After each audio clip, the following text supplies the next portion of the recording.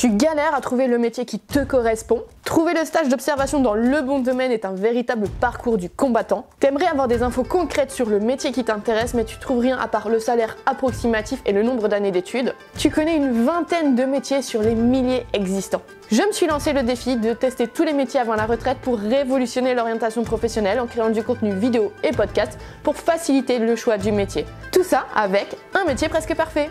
Un métier presque parfait, c'est quoi? Eh bien, pour chaque métier que je teste, il y a à chaque fois 4 supports différents qui sont créés. Chaque support a ses propres spécificités. Dans chaque support, tu retrouveras systématiquement les mêmes types d'informations.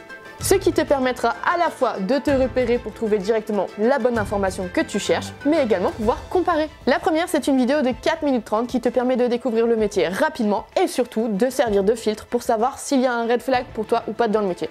S'il y a quelque chose de gênant, et bien tout simplement tu next et tu passes au suivant, ce qui te permet de découvrir une multitude de métiers en peu de temps et d'élargir ton horizon professionnel. Si jamais il n'y a rien de gênant pour toi dans ce métier, bien du coup tu vas passer à la suite. Dans cette vidéo, je commence par casser le cou aux stéréotypes sur le métier. Je te donne les avantages et les inconvénients. Inconvénients, il faut entendre les contraintes. Tu vois toi-même ensuite si c'est trop gênant pour toi ou pas pour faire ce métier.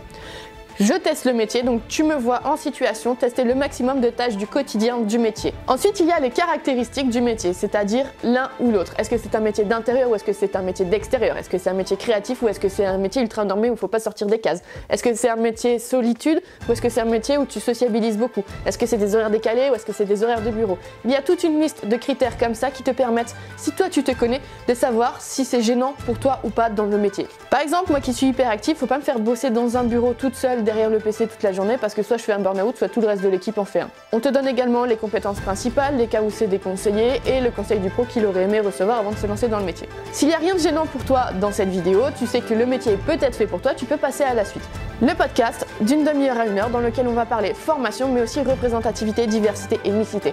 Homme-femme, junior, senior mais aussi emploi senior, salarié indépendant, référent RSE, donc tout ce qui est bien-être au travail, sauvegarde de la planète, mais également intelligence artificielle, ainsi qu'un référent handicap. Référent handicap, l'objectif c'est quoi? C'est de te dire, en fonction de tel ou tel handicap, est-ce que ce métier est possible, impossible ou possible avec des adaptations et si oui, lesquelles?